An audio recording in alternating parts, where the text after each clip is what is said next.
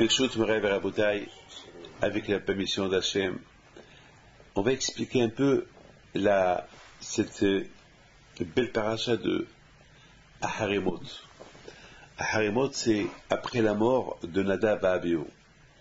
Nadab et Abihu, ils étaient deux Kohanim que lorsque les Juifs dans le désert, ils ont inauguré le tabernacle, c'est impressionnant. Comment on va inaugurer, par exemple, je me rappelle, lorsque au Maroc, par exemple, je parle toujours du Maroc parce que je suis marocain. Alors toujours j'apporte des exemples du Maroc, c'est toujours des souvenirs que j'ai du Maroc. Je me rappelle une fois lorsque le roi du Maroc il devait inaugurer le barrage, parce qu'il y avait toujours des écrues d'eau, il y avait donc ils ont construit un grand barrage. Et finalement, je me rappelle, ils ont fait un bruit de ça, et le roi il devait aller inaugurer. Il y avait un monde fou, tout le monde parlait, le monde entier parlait de ce barrage-là. Et c'est impressionnant, l'inauguration du barrage. Il y avait le roi, pour que le roi il arrive là-bas, c'est que l'affaire elle est importante. Toujours, j'imagine, là aussi, imaginez-vous, lorsque la tour Eiffel a été inaugurée, bien sûr, tous les chefs d'État, tout le monde est venu pour l'inauguration de la tour Eiffel. Chaque chose qui est importante, l'inauguration, tout le monde attend avec impatience l'inauguration de la chose. Alors, les Havdil, le temple, le tabernacle, l'inauguration du tabernacle, il y avait aussi une grande préparation. Pourquoi? Parce que le tabernacle, c'est pas simplement, c'est pas un barrage. C'est pas un barrage qui va faire, que son but c'est d'économiser de l'eau, à donner à boire à ceux qui ont besoin. Le tabernacle, c'est celui qui va apporter la stabilité dans le monde entier. C'est pas que la stabilité à donner de l'eau à une communauté ou à une région.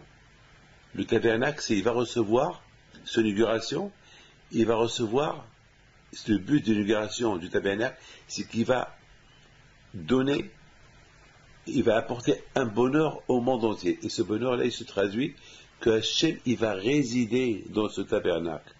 Et à travers ce tabernacle, Hachem va résider dans le cœur de chaque juif. Ça veut dire que lorsque vous voyez le tabernacle, le Beth Amikdash ou le Mishkan, vous voyez là-bas les Kohanim qui courent, vous voyez là-bas la présence de Dieu, la présence divine, vous allez dire waouh. Eh bien, pendant que tu dis waouh, tu vas réfléchir une seconde que toi-même tu es un tabernacle. Ben, c'est comme un roi qui voit un autre roi. Il voit un autre roi, la splendeur d'un autre roi. Après, il se réveille, mais moi aussi je suis roi. Vous comprenez? Mais moi aussi je suis roi. Ça veut dire que entre deux rois, il n'y a pas un roi qui va dire sur l'autre, ah regarde ce qu'est le roi. Mais lui aussi il est roi, lui aussi il a un peuple, lui aussi il a un pays, lui aussi il est aussi puissant que l'autre. Donc il n'y a pas de quoi être jaloux. Un tout petit roi, un roi d'une ville, il peut être jaloux d'un roi d'un pays. Mais un roi d'un pays, il ne peut pas être jaloux d'un autre roi d'un autre pays. Non, c'est non. Donc, quelque part, lorsque tu vois le tabernacle, en toute sa splendeur, tu te découvres toi-même. Tu te dis, eh ben, Dieu réside dans ce tabernacle, mais il réside en moi aussi. Il réside en moi aussi. Donc, le tabernacle, il te rappelle ton image. C'est comme le miroir, un miroir. Tu te vois dans le miroir. Tu te vois. Tu te vois. Donc le tabernacle, il te rappelle ta personnalité. Parce que le but du tabernacle, c'est de te rappeler que de même façon que Dieu réside dans le tabernacle, il réside en toi aussi. Donc lorsque la Shekhinah, le réol d'Hachem est descendu sur le tabernacle, eh ben, il est descendu, elle est descendue, ben, elle a rempli le cerveau et le cœur de chaque juif. Donc, à partir de maintenant, la Hachem, il réside dans le cœur de chaque juif. Pourquoi? N'oubliez pas que les juifs, ils ont fait le veau d'or. Et lorsque les juifs ils ont fait le veau d'or, la Shekhina, l'auréole de Dieu, a disparu, est partie. Et maintenant, avec la construction du tabernacle, elle est revenue, elle est redescendue. Alors, écoutez, pendant ce laps de temps que la Shekhina descend, il s'est passé un événement. Nadav et Abihu. Ils étaient des enfants de Aaron à Cohen. De Cohen. Et c'est eux, leur charge, ils avaient une tâche. Il y a les Lévi'im, il y a les Kohanim. Les Lévi'im, leur tâche, c'est de chanter, ils ont une tâche dans les travaux, dans le Beth Amikdash. On les appelle les serviteurs d'Hachem. Et les Kohanim, eux, s'occupent des sacrifices, des korbanot, tous les sacrifices qui se faisaient dans le temple. Et Nadav et Abihu, c'était les Kohanim. Eux, lorsque ils ont vu la Shekhina qui descend, ils savent, écoutez, c'est comme ça moi j'explique la chose. Ils savent que la Shekhina, en descendant, non seulement elle va remplir, elle va sanctifier le tabernacle, mais elle va sanctifier en même temps tout le peuple juif. Alors, ils ont fait un geste un peu plus poussé pour avoir plus en eux de la résidence de Dieu. C'est comme par exemple, je prends un verre et dans ce verre-là, je vais mettre une bouteille. Je vais remplir ce verre-là, je vais mettre une bouteille entière dans ce verre-là. Or, je sais que ce verre-là, il peut contenir le quart d'une bouteille. Oui ou pas? Pas une bouteille entière. Attends, ça va déborder. Nadav et Abihu, ils ont fait un geste pour avoir plus. Et ce plus qu'ils ont voulu avoir, leur corps ne pouvait pas le supporter. Ils sont morts. Et c'est ce que la Torah dit. Nadav et Abihu, ils ont fait un geste en vouloir s'approcher d'Hachem plus, mais ils sont morts. C'était fatal pour eux. Alors maintenant, la paracha de la semaine de Harimot, après la mort de Nadav et Abihu. Je me suis posé la question, pourquoi on nous dit après la mort de Nadav et Abihu? Hachem y parle à Moshe Rabbeinu après la mort de Nadav et Abihu. Pourquoi? Et bien, la paracha s'appelle Harimot. La paracha s'appelle Harimot, après la mort. Je me suis posé une question. Pourquoi la Torah, elle écrit le mot Hachem, il a parlé à Moshe après la mort de Nadav et Abihu. Et Hachem, il a parlé à Moshe Rabbeinu, dit à Aaron de ne pas venir au Beth Amikdash quand il veut. C'est tout. Pourquoi on nous rappelle le mot après la mort de les deux enfants de Aaron qui s'appellent Nadav et Abihu? Je ne vois pas la nécessité que la Torah nous écrit ça. Il faut savoir une chose, que dans la Torah, chaque lettre dans la Torah, c'est des mondes. Dans chaque lettre dans la Torah, on peut construire des mondes. On peut construire des milliers de livres pour chaque lettre dans la Torah. La Torah, ne croyez pas, la Torah, c'est pas un bouquin, un livre. Chaque lettre, c'est un monde. Chaque lettre, il veut dire quelque chose. Il y a plein de choses à dire à chaque lettre que la Torah elle écrit. Donc là aussi, c'est la Torah elle a écrit, et Hachem il a parlé à Moshe Rabbeinu après la mort de Nadav et Abihu, les enfants de Aaron, et il dit à Hachem, à Moshe, dit à Aaron qu'il ne rentre pas au Beth Amikdash quand il veut, il y a quelque chose à dire. Alors, avant que je réponde à cette question-là, je voudrais simplement vous dire les choses extraordinaires qu'il y avait dans le Mishkan. Après, je vous raconte une super histoire sur Rabbi Haim Pito alav Shalom. Super histoire que j'ai écoutée. Super histoire. Tout d'abord, on va essayer de comprendre. Chacun me demande c'est quoi le tabernacle? C'était quoi le but du tabernacle? Et aujourd'hui que le tabernacle il n'y a plus. C'est quoi? Alors qu'est-ce qu'on fait aujourd'hui? Mais tu n'avais pas le tabernacle. Écoutez déjà, c'est écrit dans le Midrash, écoutez bien ça, lorsque les Juifs, ils faisaient les sacrifices dans le Beth Amikdash,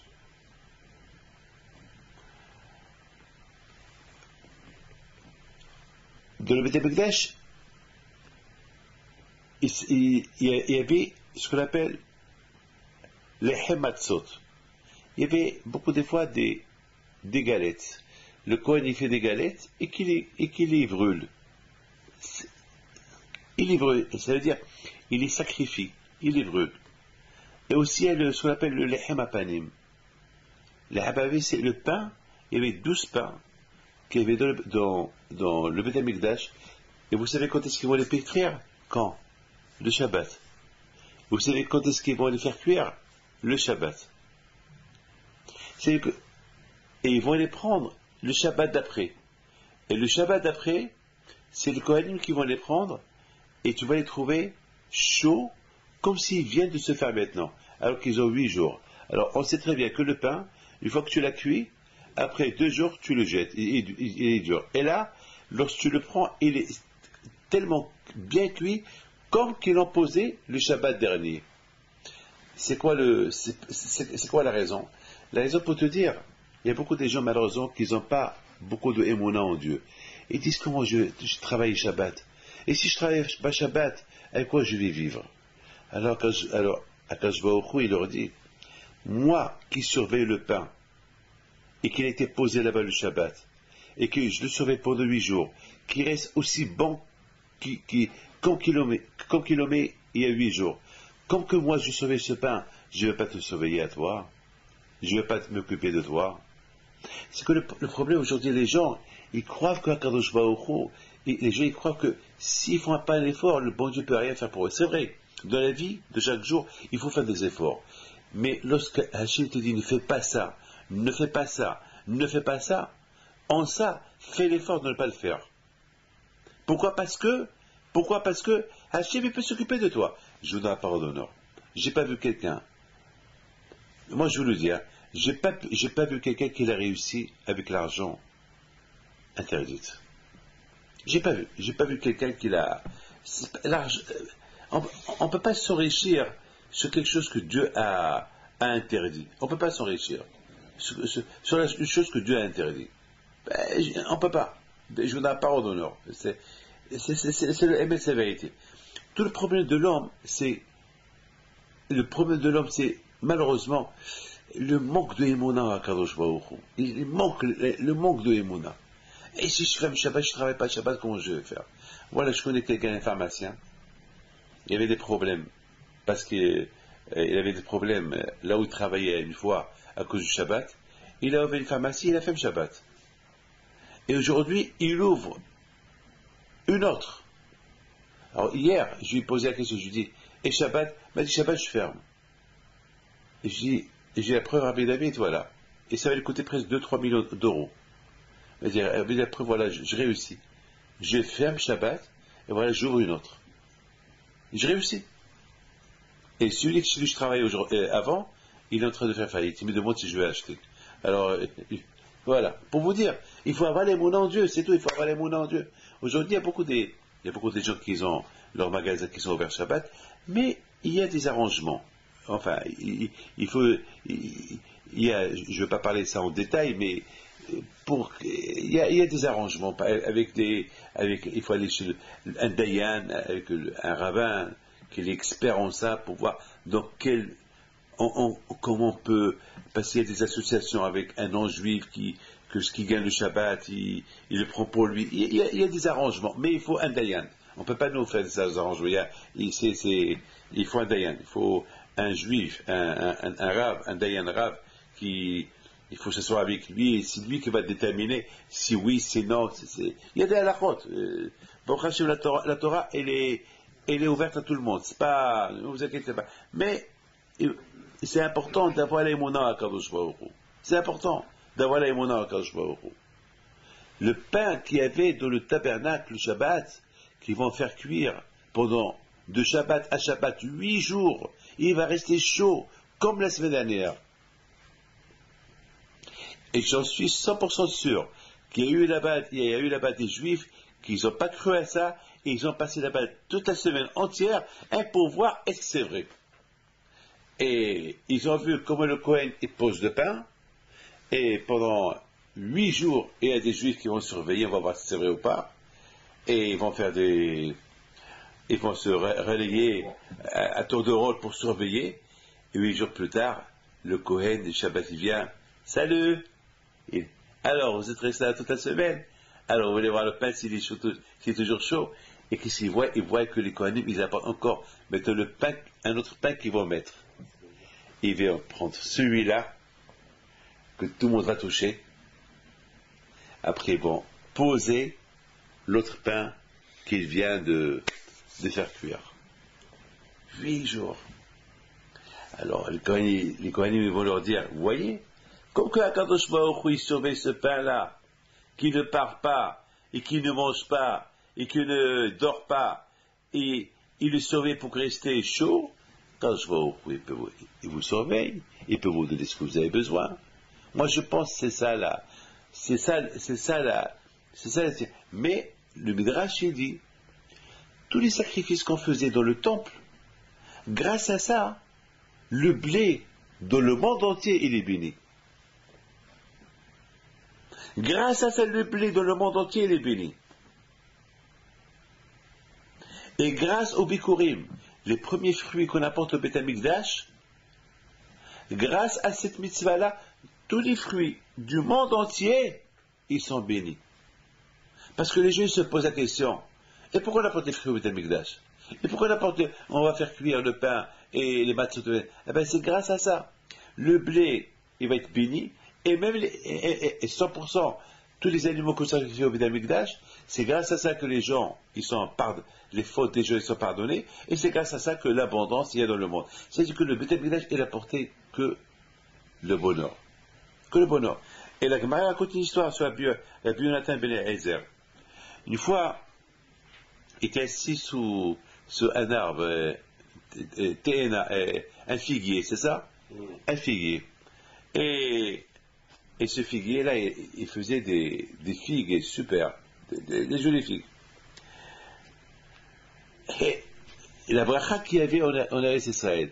Et lorsque la rosée est tombée, la rosée tombe sur ces figuiers-là, et après ces figuiers-là, ils vont grandir, ils vont devenir tellement belles, et qui sont, après ces figuiers, ils ont fait du miel. Il y avait comment ça s'appelle, comment ça s'appelle, pas une abeille, il y avait, comment ça s'appelle,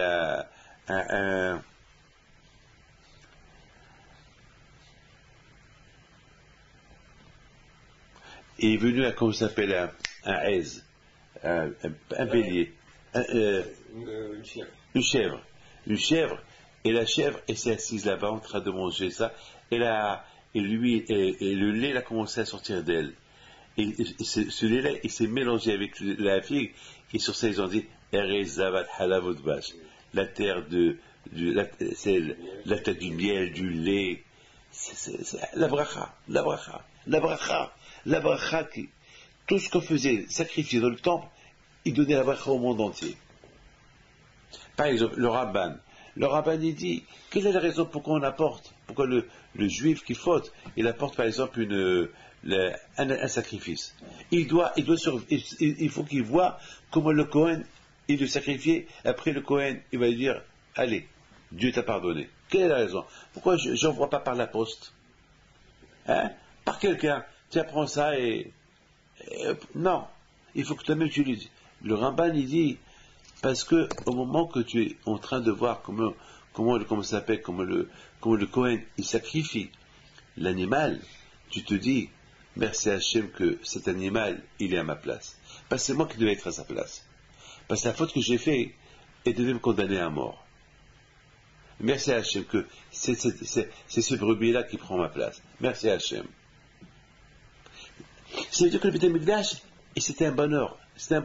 Par exemple, la Gemara, elle dit, Par exemple, la Gemara, c'est inimaginable, inimaginable, la bracha qu'il y avait dans le Mishkan. Alors maintenant, qu'est-ce qui se passe maintenant? Maintenant, il n'y a pas de Beit HaMikdash. Comment le pain va être béni? Comment on va se faire pardonner nos fautes? Comment les fruits vont être bénis? Puisque Beit HaMikdash, c'était le bonheur. Moi, je pense, écoutez bien ce que je vais vous dire. D'après ce Midrash-là, je pense une chose extraordinaire. Et n'oubliez pas ce que la Gemara a dit. La Gemara a dit que 3 fois dans l'année, les Juifs y partaient à Jérusalem. Alors les Juifs se posaient la question, mais à l'époque, il n'y avait pas des banques, il n'y avait pas des coffres. Alors imaginez-vous que des millions de Juifs qui vont partir à Jérusalem, et qui va s'occuper de leur maison?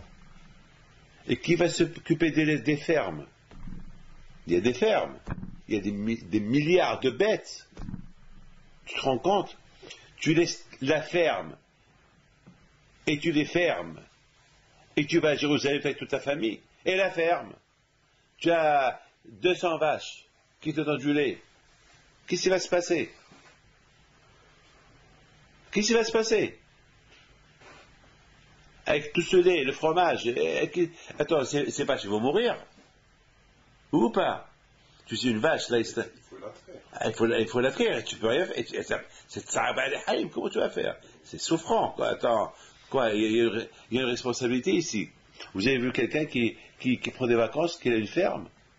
Non, il faut qu'il, je sais pas moi, oui, il prend des vacances, mais attends, mais imaginez-vous, comment ça se passait avant? Il y avait des villes, il y avait des millions de personnes. Comment ils ont laissé à quoi? Et ils ont tout pris avec eux. À l'époque, il n'y avait pas des banques. Et quelqu'un qui a 400 kilos d'or, ou 500 kilos d'or, quoi, il va tout prendre avec lui? Attends, qu'est-ce qu'il va faire? Et la Gemara, elle nous raconte, la Gemara, elle dit que tous ceux qui voyageaient, Hachem, il protégeait l'homme. Personne ne rentrait chez eux. Jamais quelqu'un est parti en Israël, à Jérusalem, et qu'il a dit, on m'a volé. Et qu'il est retourné et qu'il a dit qu'on m'a volé. Ça n'existait pas. Hachem. La Gemara, elle raconte que lorsque il y avait, c'est le miracle, il y avait le shefar, il y avait l'abondance. C'est-à-dire que maintenant, tu vas perdre le business d'une semaine. Eh bien, quand il va te donner, c'est-à-dire qu'Hachem, il va surveiller ces vaches-là, il va les surveiller. Il va les surveiller, ces vaches-là, qui vont manger, ils ne vont pas souffrir, parce qu'Hachem, il voit. Attends, Hachem, tu veux que je vais à Jérusalem? Merci, je vais. Attends, il faut que tu m'aides. Et ces vaches, j'ai un business, et ces vaches, je les tue. T'inquiète pas. Voyage, moi je m'occupe. La Gemara raconte que beaucoup de fois il y a des voleurs qui disaient, attends, dès qu'ils partent, et la Gemara raconte que lorsque ces voleurs sont venus, qu'est-ce qu'ils ont vu? Ben, ils ont vu la famille sur place. Ils disent, mais c'est pas possible, ils les ont vu hier partir. Alors, ben, oui, ils sont partis, mais ils ont dû retourner. Donc les voleuses, et qu'est-ce qui se passe après les fêtes? Ils voient toute la famille qui arrivent. Mais attends, mais où vous étiez? Ben, on était à Jérusalem. Comment à Jérusalem? 2 semaines, 3 semaines, oui. Mais on vous a vu ici. Nous, mais t'es fou. Nous, t'es pas là. Mais on a vu la lumière, on t'a vu toi, madame, on t'a vu toi, monsieur, tu rêves, on n'était pas là. Le malachim est descendu, il s'est transformé en homme de maison. C'est la Gemara, c'est pas moi qui raconte ça. Ça, c'est la Gemara qui raconte ça. C'est la Emouna. Le peuple juif, son existence, c'est du miracle. C'est du miracle. Nous, on tient qu'avec des miracles. On ne peut pas imaginer qu'est-ce qu'on fait là. D'où on est. C'est dur. Être juif et respecter le judaïsme et tout ça, à la période dans notre période aujourd'hui, c'est pas facile. On voit tout le monde veut s'arracher. Écoutez, moi, un catholique, il me l'a dit en Amérique, il y a 3 semaines. Il m'a dit, je comprends pas, il m'a dit, j'adore les juifs. C'est un catholique. Et il m'a donné $10,000. Il m'a dit, voilà, si vous pouvez aider les pauvres, à Pessah en Israël, ou là où il y a des pauvres. Je crois qu'il m'a donné même $12,000. Et je vous donne pas d'honneur, il pleurait. Il dit, mais je sais pas ce qu'ils veulent de vous, les gens. Qu'est-ce qu'ils veulent de vous des gens? Il a dit, moi, qu'est-ce qu'ils veulent de vous des gens? Pourquoi ils veulent vous tuer? Ils veulent la Shoah? Pourquoi ils veulent vous détruire? Pourquoi? Je ne comprends pas. Je lui dis, je m'excuse, je lui dis, vous êtes juif? Il m'a dit, non, je suis catholique. Je suis catholique, je suis catholique. Mais je respecte, et je sais que vous les juifs, vous êtes très, très proches de Dieu, et je sais tout ce qu'on dit de vous, c'est bidon, et vous êtes une bénédiction pour nous. Et votre présence, votre existence, c'est ça qui fait qu'on devait vous respecter plus. Parce que c'est pas possible que, avec tous les Shoah qu'il y a eu depuis des milliers d'années où vous êtes encore là, c'est pas possible. C'est qu'il y a une force qui vous protège. Et on croit en ça. On croit qu'il y a et on sait que vous êtes protégé. Et c'est l'émet. C'est l'émet. Si vous voyez ce que la Gemara elle raconte, sur tous ces millions de Juifs qui partaient à Jérusalem et qui laissaient la maison ouverte. Et personne ne rentrait. Le voleur, il ne va pas approcher. Il ne va pas approcher.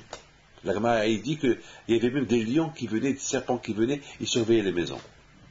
C'était la police. Les serpents, les lions, je sais pas, les animaux, ou je sais pas où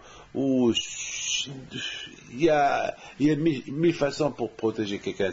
Si Hachem veut protéger quelqu'un, il a 1000 façons comment il soit protégé. Comme par exemple, aussi, il y avait comment ça s'appelle, aussi, le 11 septembre, il y a un juif qui me l'a raconté, le 11 septembre, il y avait un juif qui devait monter un de ces avions qui se sont fait écraser dans les 2 tours là. Il rentre, il s'assoit, et soudainement, il s'est rappelé qu'il a oublié cette filine dehors. Il s'est rappelé. Parce qu'il a mis cette filine il a fait sa prière à l'aéroport, et il s'est rappelé qu'il les a oubliés. Il ne trouve pas. Il ne savait pas quoi faire. Il avait un rendez-vous en Californie, il ne savait pas quoi faire. Après, il dit quoi, mes filles, ils vont les jeter. Et c'était en business, ils étaient comment ça s'appelle, au salon. Donc, vite, ils appellent, ils disent, écoutez, moi, je ne peux pas voyager. Je peux pas voyager. J'ai oublié mes filles, je ne peux pas. Donc, ils ont dit, bon, puisque tu n'as pas de bagages, tu peux sortir. Mais on ne peut pas t'attendre. On ne peut pas t'attendre, il faut.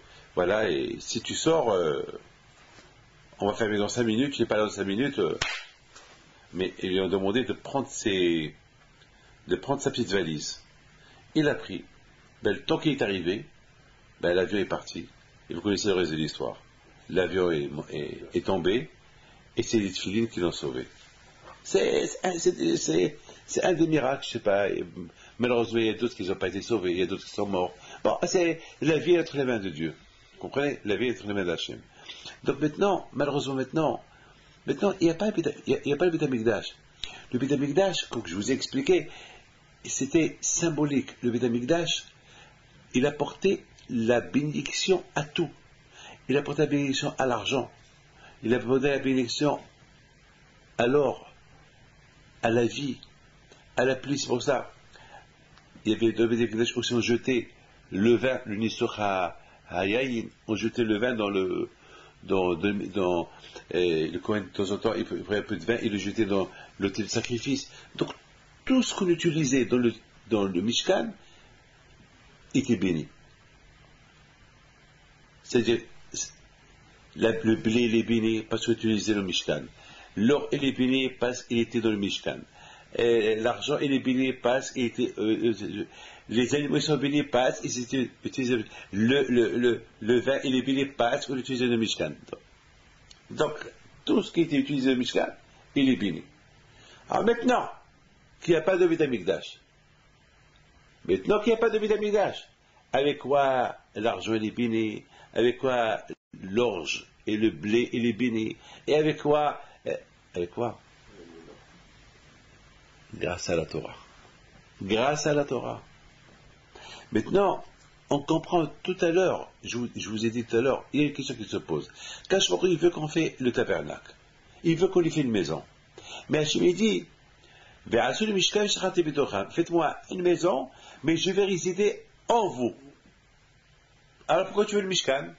C'est comme si tu me dis, réserve-moi une chambre d'hôtel, mais je dors chez toi. Tu comprends?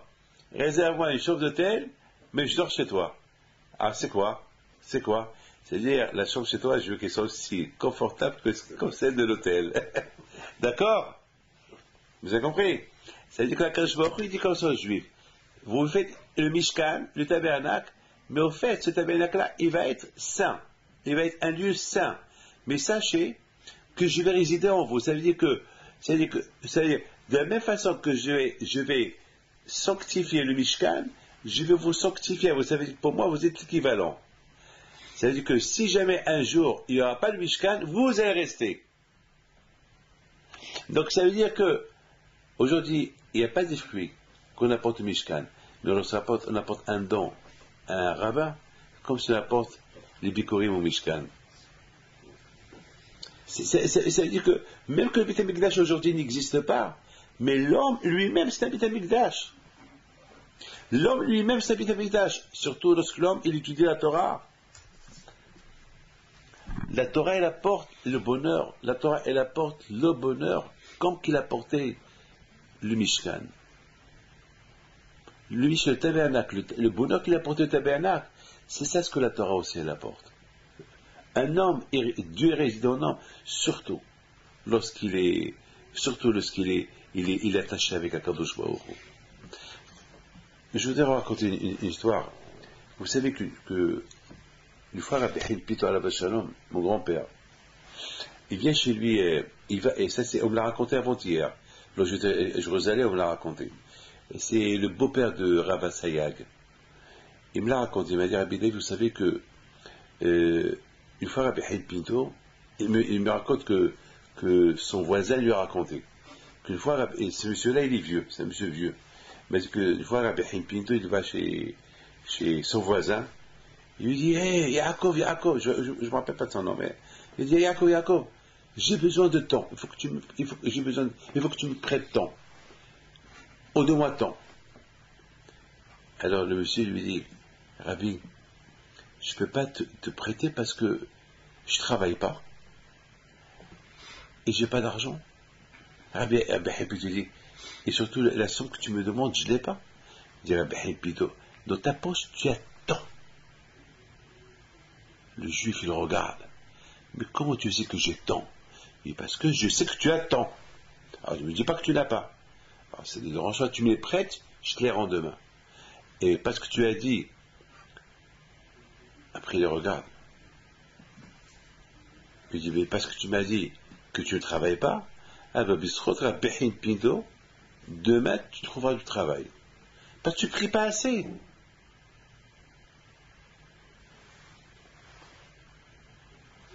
Il met ses mains dans sa poche.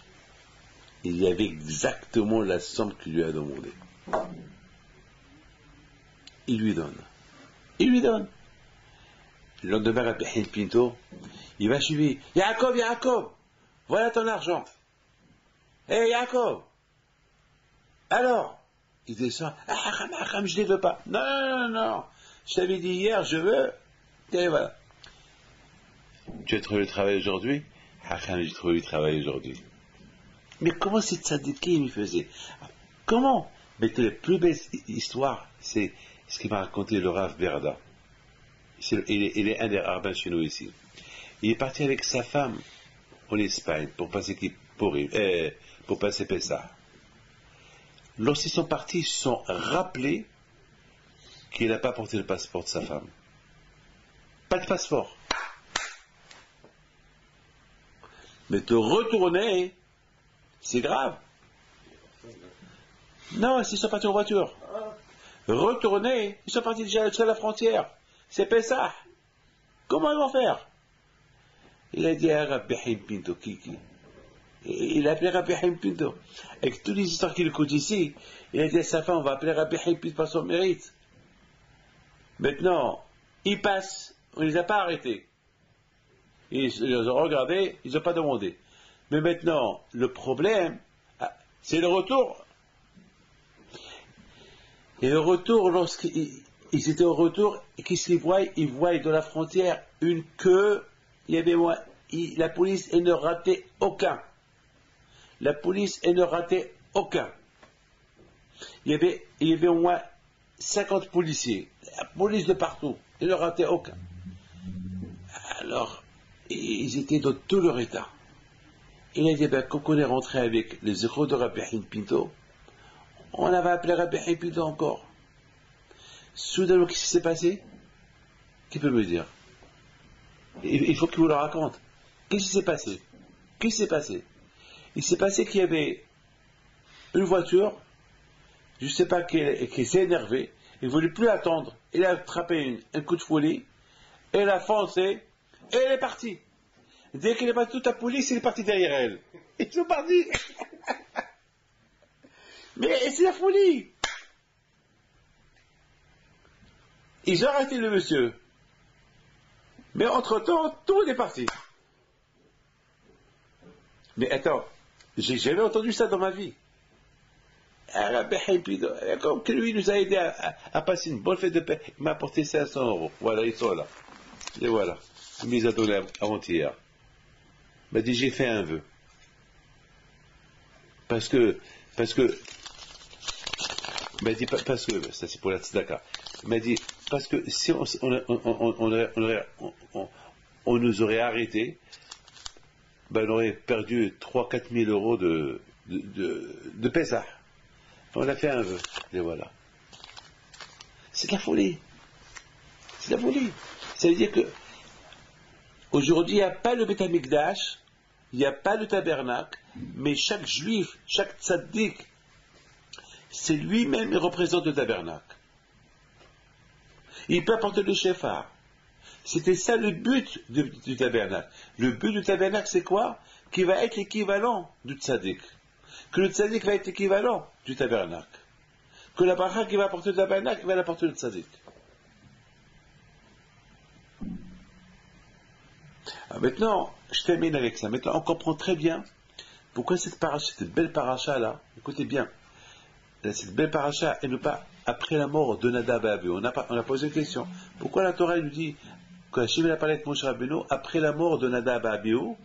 Parce que ils voulaient s'approcher davantage de Dieu, ils sont morts. Et Hachem dit à Moshe Rabbeinu, dis à Aaron de ne pas venir chaque fois au temple. Je commence à réfléchir. Pourquoi on nous dit après la mort de Nadab et Abihu? Ben, j'ai réfléchi, j'ai pensé comme ça. J'ai dit que Nadab et Abihu, eux, a priori, ils ne devaient pas mourir. Enfin, après tout, qu'est-ce qu'ils ont voulu faire? Ils ont voulu s'approcher davantage à Dieu. Et alors, que le bon Dieu leur donne un peu plus, Azma. Oui ou pas? Qu'il leur donne un peu plus. Ce peu plus, le bon Dieu peut pas te donner. Il faut travailler pour. Tu ne peux pas avoir plus gratuit. Les pompes Tzara Agra, selon ce que tu travailles, tu obtiens. Le plus, tu ne peux pas l'obtenir comme ça. C'est-à-dire que eux, ils ne pouvaient pas, c'est vrai, l'idée à eux était bonne, mais ils ne pouvaient pas avoir plus que les autres. Avoir plus que les autres, c'est impossible. C'est comme par exemple, on est tous attablés. Il y a des maigres, il y a des garçons très maigres, il y a des moyens et des gros. Et je suis en train de servir. Je ne vais pas donner une boulette à chacun. Je vais donner une boulette au maigre, mais le gros, que je sais qu'il dévore 10 boulettes, je ne vais pas lui donner une boulette. Ou pas? Il faut que je donne à lui 3-4 boulettes. Il faut que je dose. Selon le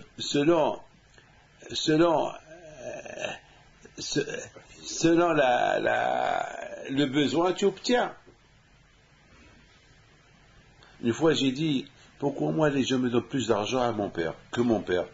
Il y a des gens qui étaient riches, ils donnaient à mon père 100 euros, et à moi, ils me donnent 2000, 3000, 4000, 5000, 10 000 euros. Pourquoi? Alors quoi, je suis mieux que mon père? Et c'est grâce à mon père qu'ils sont devenus riches. Et pourquoi mon père, il lui donnait peu, et moi, 20 fois plus? Ben, la raison, elle est simple. c'est de là que j'ai appris que Hachem, il te donne selon ce que tu as besoin. Mon père, il n'avait pas de yeshiva. Mon père, il n'avait qu'une famille. Donc, quand je vais lui donner selon ses besoins. Moi, j'avais à l'époque des yeshivot. Donc, quand je me donne selon mes besoins. Hachem, il donne selon les besoins de l'homme. Alors, pourquoi des fois, des gens, ils veulent plus? Quand je vois et le plus qu'ils veulent, ils veulent encore plus. Mais attends, Akash Baruch Hu, il sait à qui. Alors, Akash Baruch Hu, il sait ce qu'il fait. Pourquoi les gens, ils veulent devenir plus riches sur le compte de la prière. Ils vont pas faire la prière pour avoir plus d'argent. Non, c'est pas bien, tu vois. La prière, c'est la prière, et l'argent, c'est l'argent. De toute façon, ce que tu vas gagner aujourd'hui, tu l'auras. Que tu fais ta prière, que tu ne le fais pas, tu l'auras. Alors moi, je vais gagner deux choses à la fois. Pourquoi non, si je vais à la prière maintenant, je vais perdre. Mais non, Hachem va te donner. La Dave Abio, il voulait plus. Il n'était pas capable de recevoir plus. Leur corps, il était construit, il était fait selon ce qu'ils vont recevoir maintenant avec chacun. Mais eux, ils ont voulu plus que leur corps il pouvait contenir, ou ce que leur corps pouvait recevoir. C'est pas possible. Ça va déborder. Donc ils sont morts. Et c'est la raison pourquoi la Torah nous a dit ça. C'est pour ça que quand je vais au il dit Moshe Rabbeinu, Moshe, dit à Aaron, il ne peut pas venir chaque fois au Beit HaMikdash pour prendre plus. Il peut venir au Beit HaMikdash, il vient, mais pas pour essayer d'obtenir plus qu'il peut obtenir. Parce que le Beit HaMikdash, il représente l'homme. L'homme aussi. L'homme. Et tu donnes à l'homme une bouteille où il y a là-bas 10 litres d'eau. Il ne peut pas la boire. Tu lui dis, tiens, tu bois ça. Ou tu bois 100 litres. Tu vois avec déjà 100 corps, c'est un monsieur qui pèse 50 kilos. Tu lui donnes 100 litres. 100 litres, où il va les mettre? 100 corps, même si tu le remplis, il ne met pas 5 litres. C'est pas possible. C'est pas possible. C'est pour ça que la Torah est dit, c'est extraordinaire ce que je suis en train de vous dire. C'est pour ça que la Torah, elle veut nous enseigner un enseignement extraordinaire. Hachem dit Moshe Rabbeinu, après la mort de Nadav Abihu, dit à Aaron de ne pas rentrer quand il veut. Ça veut dire, pourquoi ceux-là ils sont morts? Parce qu'ils ont voulu obtenir plus. Et ils ont voulu obtenir de l'auréole qui va descendre plus de chirénade en eux, ce que leur corps peut contenir. C'est impossible. C'est pour ça qu'ils sont morts. Alors il ne faut pas qu'Aaron il fait de même. Ou il ne faut pas d'autres Kohanim font de même. Ils vont rentrer tout le temps avec Amigla sans raison. Pour pouvoir obtenir plus. Non. Selon leur préparation à obtenir, ils vont l'obtenir. Mais obtenir plus, c'est impossible. De là, vous voyez les tzadikim. Vous voyez les tzadikim, les miracles qu'ils font. Pourquoi? Parce que les tzadikim, ils représentent le temple. Parce qu'il faut savoir une chose, que s'il n'y avait pas le temple, jamais on saurait exactement on pouvait jamais évaluer la grandeur d'un tzaddik. Mais tant on peut évaluer la grandeur d'un tzaddik, on voyait le temple. Le temple où Dieu réside, où dans ce temple il y a un endroit qui s'appelle Kodesh HaKodashim, le Saint des Saints, que personne ne pouvait rentrer là-bas, et on dit que le tzaddik il est pareil. Là on peut maintenant évaluer c'est quoi la grandeur d'un tzaddik. La grandeur d'un tzaddik c'est quoi? C'est comme le temple. Mais le tzaddik il monte grade par grade. Selon ce qu'il a fait aujourd'hui, demain il va obtenir plus. Et selon que demain il va vivre demain, il va obtenir plus après-demain. Et c'est comme ça, chaque jour. Mais à l'âge de 5 ans, tu vas obtenir ce que tu vas obtenir jusqu'à l'âge de 70 ans, c'est impossible. Ça, c'est un travail de chaque jour. Ça, c'est un travail de chaque jour. Par exemple, je te dis, tu vas vivre 80 ans, tiens, tu vas manger maintenant pour 80 ans. Comme ça, pendant 80 ans, tu ne vas pas manger. C'est impossible. Ne demande pas les choses qui sont impossibles. Mes enfants, que le bon Dieu vous protège, que je vais au vous dans la santé, et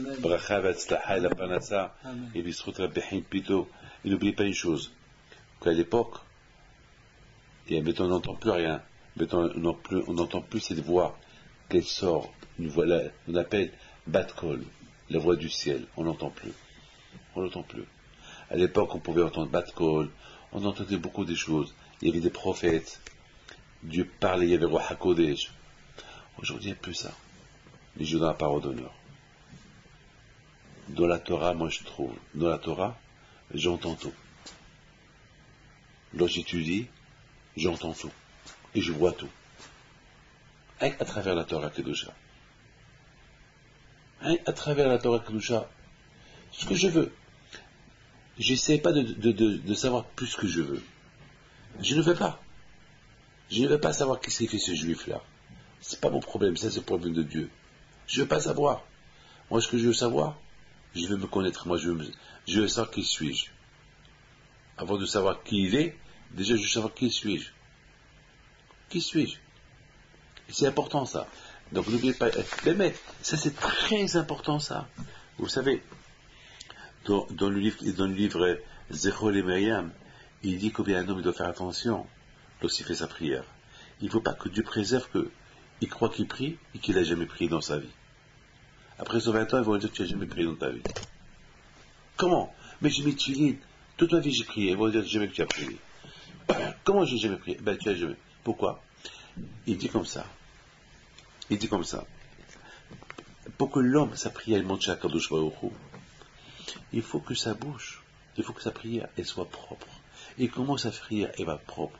Où il n'y a aucune impureté dans sa prière. Il dit, il faut qu'il fasse attention à ce qu'il parle avec sa bouche. Si un homme, il parle mal avec sa bouche, si un homme, il insulte, il dit des mots vulgaires, sa bouche, elle est sale. Après, il prie. Oui, elle ne peut pas. Et cette prière-là, qui sort de cette bouche-là, elle va monter sur le bon Dieu. Un homme qui mange du tarif. Comment cette bouche-là, un homme qui mange n'importe quoi et qui ne fait pas attention à tout ce qu'il mange, comment cette prière-là, elle va monter chez Akadosh Baruch Hu? C'est impossible. Elle ne va pas monter. Comme qu'a dit le prophète Ishaïa, qui ish tamis fataim anochi. Il a dit, malheureusement, ma bouche, elle est impure. C'est vrai. On peut arriver à avoir la bouche impure. Donc, il faut faire la ga'ala de la bouche. C'est quoi la ga'ala? Comme, par exemple, une marmite, ou que tu l'utilises toute l'année, tu manges la hametz, et à Pessah, tu veux l'utiliser. Qu'est-ce que tu fais? Tu la laves avec de l'eau chaude. Tu lui fais la ga'ala. Non, il faut faire la ga'ala de la bouche. Il faut laver la bouche. Comment on lave la bouche? On prend Ta'ani Dibour. Allez, au moment que je parle la chara sur quelqu'un, je ne parle pas. Je mange du tarif, je ne mange pas. Je vais insulter, je n'insulte pas. C'est avec ça que je fais la ga'ala. Et là, tu peux faire la prière quand tu vas au cou. Et c'est la raison pourquoi la parasha de cette semaine, elle s'appelle Tsaraat. Il y a Tazriat, Tsaraat. Il y a deux parachutes, Tazriat et Tsaraat. Tsaraat, c'est la lèpre. Et la lèpre, pourquoi la lèpre elle vient? La Gemara dit la lèpre elle vient dans le corps parce que lorsqu'on parle des bêtises, on parle de la médisance, on parle de la lachon hara, donc on est atteint par la lèpre. Et le Zohar Kadosh dit la lèpre, c'est la lèpre c'est sgiro. C'est quoi sgiro? Fermé. Sagour. Lorsqu'un homme n'est pas de la lachon hara, il ferme les tuyaux qui connectent le monde avec le ciel. Ces tuyaux de sainteté, de Shépha qui descendent du ciel pour faire vivre le monde. Ça fout. C'est bien où il est ferme. Donc il faut faire beaucoup attention. Donc il faut faire beaucoup attention. Et c'est ça. Avec les deux Akadosh Baruch Hu, que le bon Dieu vous protège, vous donne le travail. Regardez Rabbi Himpito à la vache, comme il était. Rabbi Himpito. j'entends des histoires comme ça me donne beaucoup à réfléchir. Comment ils sont arrivés? C'est ça, c'est le Beth Amikdash. Que la Kadosh Baruch Hu vous donne la santé, Baracha Betzlacha, j'espère que vous avez passé une bonne fête de Pessah, que le bon Dieu vous donne une longue vie, qu'il ratson, il vous donne Arichut Yamim V'Shanim, et si Dieu veut, un mercredi prochain. Que le bon Dieu protège, Amen, qu'il ratson.